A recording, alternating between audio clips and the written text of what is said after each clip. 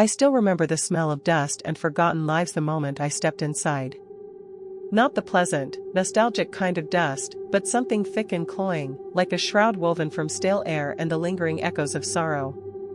It clung to the back of my throat, a physical manifestation of the dread that had been a low hum in my chest ever since I saw the listing. This was it, Blackwood Manor. Everyone in town whispered about it, about the families who'd moved in and out with almost supernatural speed, about the strange shadows seen flitting through the windows, about the unseen hands that supposedly opened doors in the dead of night. They called it haunted, of course, but I, a struggling writer in my early 30s, called it inspiration. Or perhaps, more accurately, desperation. My last novel had been a spectacular flop. My advance had dwindled, and the creative well, once overflowing, had run dry. I needed something new, something raw and real to jumpstart my imagination. And what could be more real, more raw, than living in a place steeped in local legend? My agent had scoffed, my friends had sent me worried texts, but a perverse part of me, the part that craved the macabre, was utterly captivated.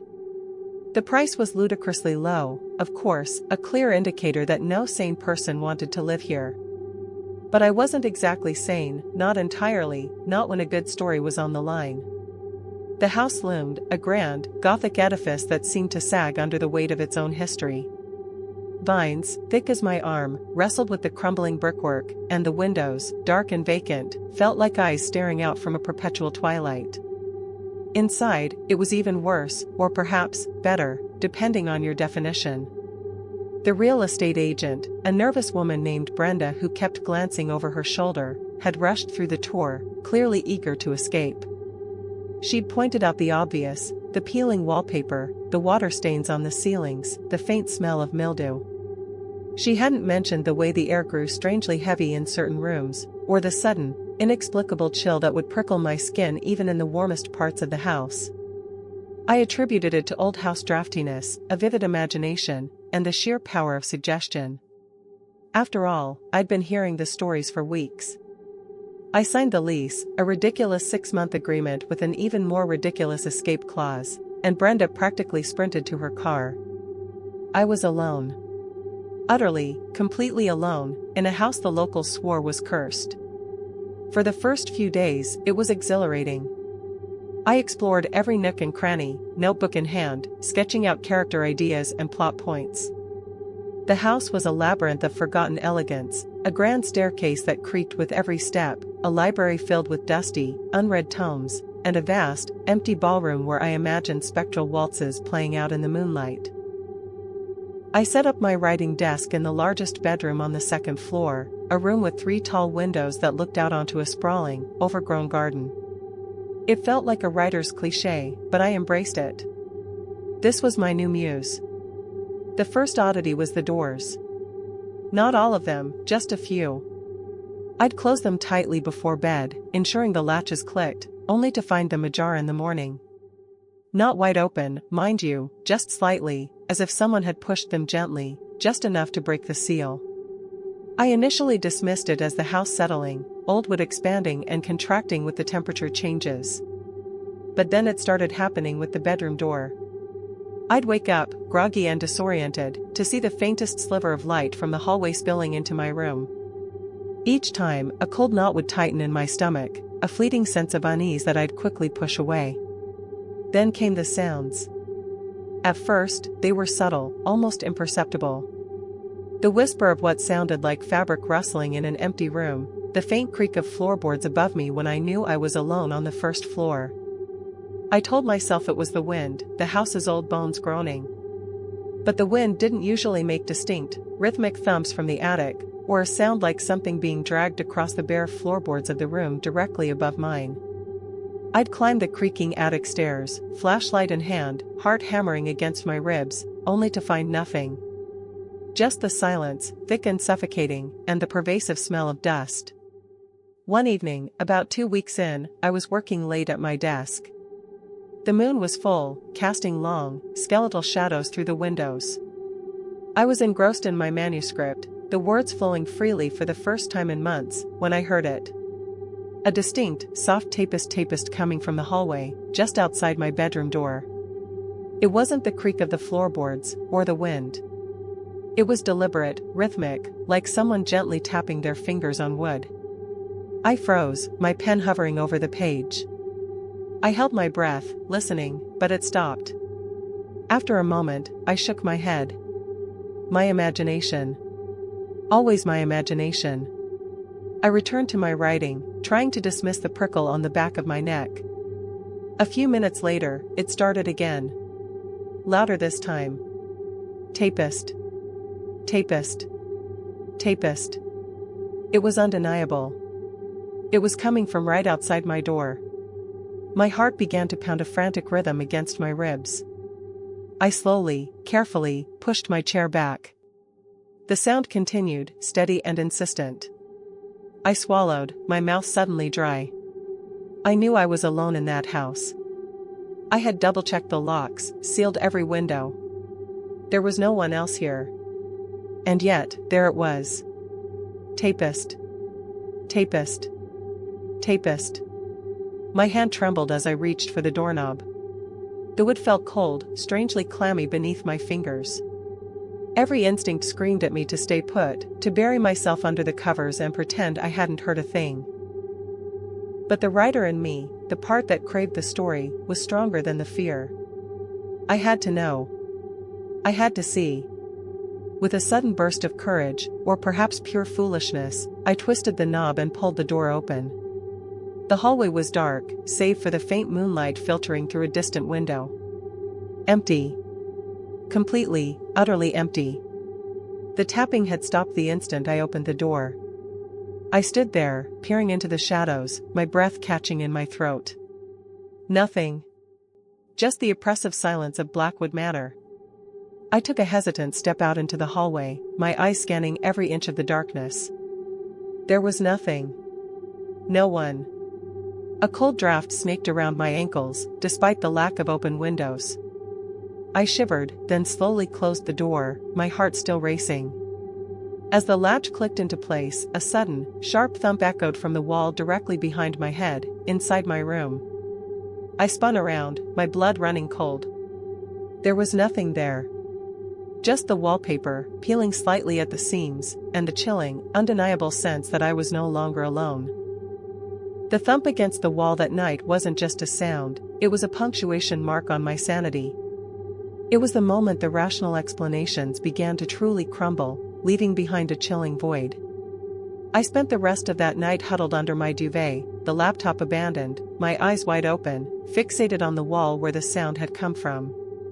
Every shadow seemed to shift, every creak of the old house amplified into something sinister. I told myself it was fatigue, the stress of moving, the constant hum of the old house settling.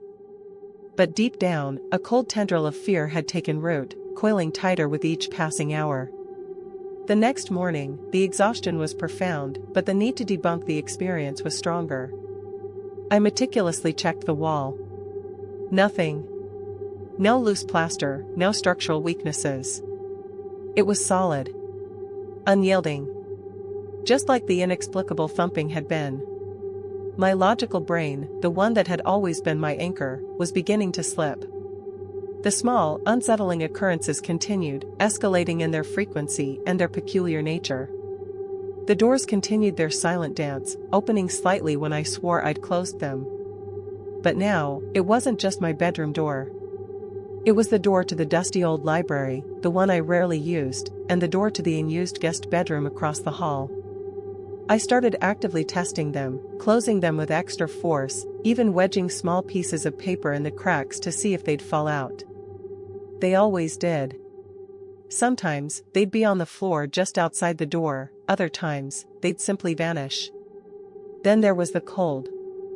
Not just a draft, but distinct, localized pockets of extreme cold.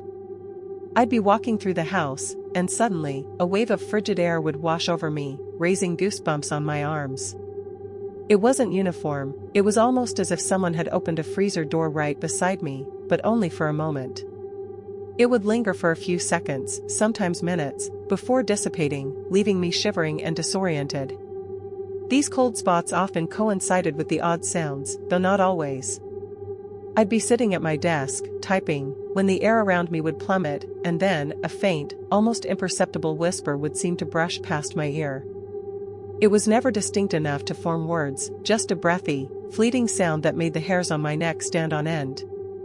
I tried to maintain my writing routine, desperately clinging to the idea that this was all just grist for the mill, inspiration for my next great Gothic horror novel.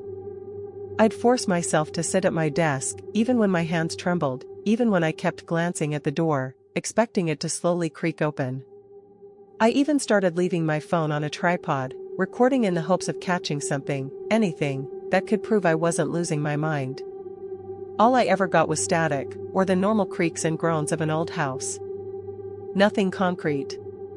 Nothing tangible. The real shift, the truly terrifying progression, began with the objects. Small, innocuous things, but undeniably moved.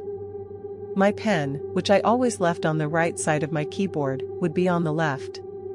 A book I'd been reading, placed face down on my nightstand, would be found on the floor. At first, I blamed myself, my own absent-mindedness. But then it became more specific. I had a small, antique silver locket that my grandmother had given me. I always kept it in a tiny velvet pouch in my bedside drawer. One morning, I woke up, and the locket was sitting on my pillow, perfectly centered. The velvet pouch was still in the drawer. My blood ran cold. This wasn't absent-mindedness. This wasn't the house settling. This was deliberate. This was someone, or something, interacting with my personal space. I felt violated, observed.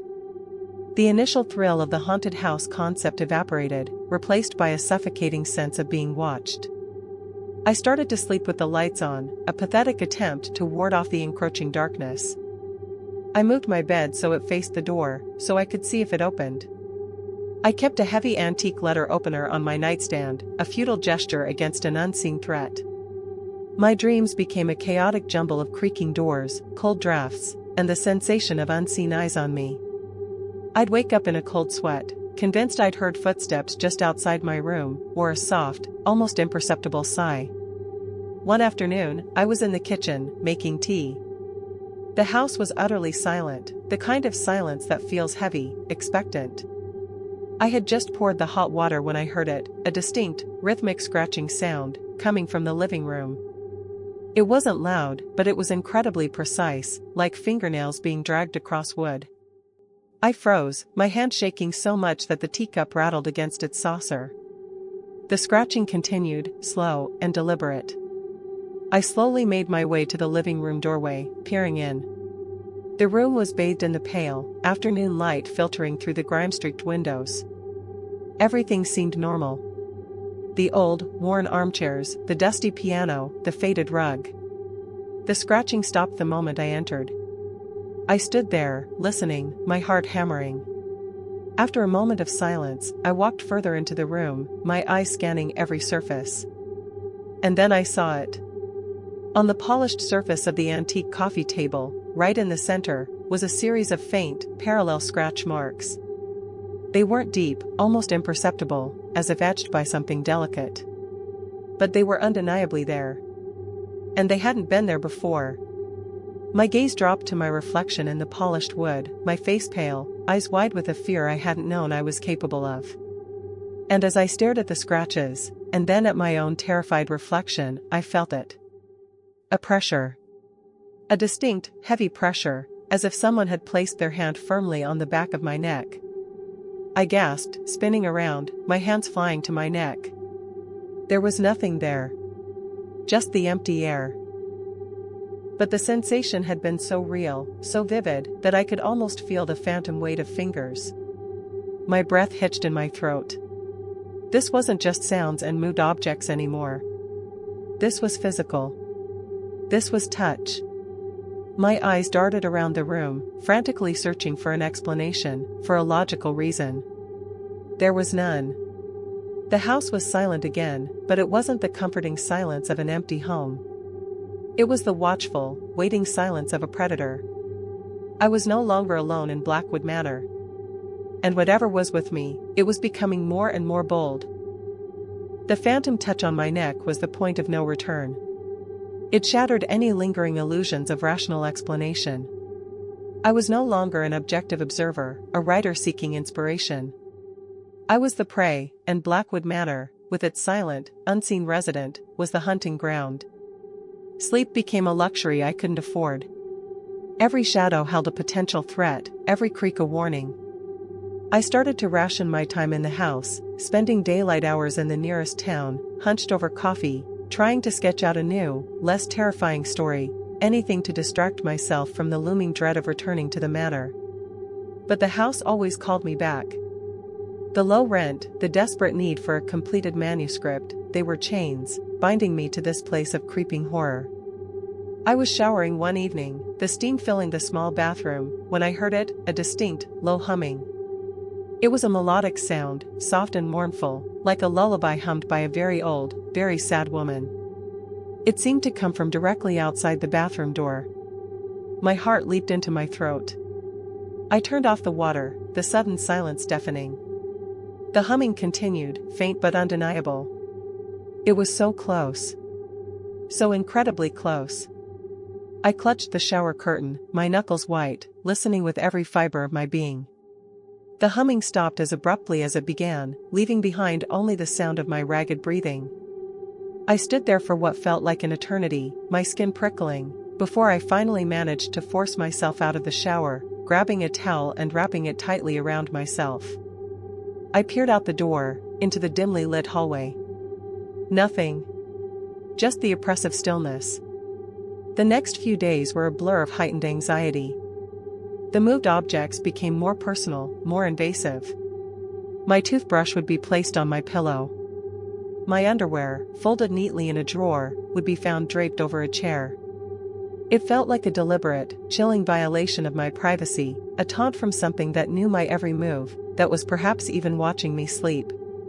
The cold spots were no longer fleeting, they lingered, sometimes for several minutes, accompanied by the faint, unidentifiable whispers. I started to see things in my peripheral vision, quick, dark blurs that vanished when I turned my head. It was never distinct enough to be a figure, just a suggestion of movement, a fleeting shadow where no shadow should be. I tried to talk to people. My agent, who just thought I was creatively blocked. My friends, who suggested I was overworked and needed a vacation. No one believed me, not really. How could they? The only proof I had was my unraveling sanity and the growing terror in my eyes. I considered just leaving, abandoning everything, but something held me back. A desperate need to understand, to witness the culmination of this slow-motion nightmare. And a perverse, almost masochistic curiosity. What was it? What did it want? One night, the fear reached a fever pitch. I was trying to sleep, but the old house was alive with subtle noises. The floorboards creaked in the hallway, a rhythmic, dragging sound emanated from the attic, and the constant, almost imperceptible whispering seemed to surround my bed. I pulled the blanket over my head, trying to block it out, but it was useless. Then, I felt it. A slow, steady pressure on the side of my mattress, as if someone was sitting down beside me. The bed dipped. My eyes snapped open, wide and terrified. I couldn't breathe. My heart was a frantic drum against my ribs. I lay absolutely still, barely daring to exhale, listening. The pressure remained, a palpable weight on the mattress, just inches from my body. I could feel the slight shift in the springs. And then, a faint, almost imperceptible breath brushed against my ear. It was cold. So incredibly cold. It wasn't the wind. It was right there. My mind screamed. Every cell in my body was screaming. I wanted to bolt, to run out of that house and never look back. But I was frozen, paralyzed by an ancient, primal fear. I squeezed my eyes shut, tears pricking at the corners. This isn't real, this isn't real, this isn't real, I chanted silently, a desperate mantra. But it was real. The weight on the bed was real. The cold breath was real. Then, just as suddenly as it had come, the pressure lifted. The cold breath dissipated. The sounds in the house seemed to die down, replaced by an unsettling, profound silence. I lay there for a long time, trembling, unable to move. When I finally dared to open my eyes, the room was dark. But the feeling of a presence, of something having been right beside me, was so strong it was almost visible. I didn't sleep that night. I packed. Frantically, haphazardly, throwing clothes into suitcases, grabbing my laptop and hard drives. I didn't care about the lease, about the money, about the manuscript that was still unfinished. All I wanted was out. As dawn approached, painting the sky in bruised purples and grays, I dragged my suitcases down the creaking staircase. The house felt different. It wasn't just silent, it felt empty. The oppressive weight, the constant sense of being watched, had lifted. It was as if whatever had been there had simply left. Or perhaps, it had achieved what it wanted. I reached the front door, my hand on the cold doorknob, ready to flee. But as I opened the door, a faint, sweet smell drifted past me.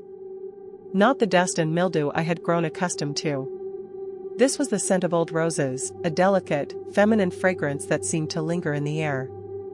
It was beautiful, but utterly out of place in that decaying house. And as I stepped out onto the porch, pulling the door shut behind me for the last time, I glanced back at the dark, vacant windows of Blackwood Manor. In the faint light of the rising sun, I saw it. Or thought I saw it. A fleeting impression, like the faintest ripple in water. In the uppermost window, the one belonging to the master bedroom, the very room where I had been sleeping, there was a momentary shimmer. A whisper of a form, indistinct, like smoke. And then, just as quickly, it was gone. Just an illusion, a trick of the light, born from my sleep-deprived, terrified mind. Or was it? I got into my car, my hands still shaking, and drove away without looking back. I'm writing this from a small, anonymous apartment in a different city. My new manuscript is on a completely different topic, something light and fluffy, far removed from the gothic dread of Blackwood Manor. I tried to convince myself that it was all in my head, a desperate writer's overactive imagination, fueled by local legends and isolation. But sometimes, when the night is very quiet, and the old building I now live in creaks and groans, I feel a sudden, inexplicable chill. And sometimes, just sometimes, I catch the faint, sweet scent of old roses. And in those moments, I know, with chilling certainty, that Blackwood Manor didn't just haunt a house. It haunted me. And it's still watching.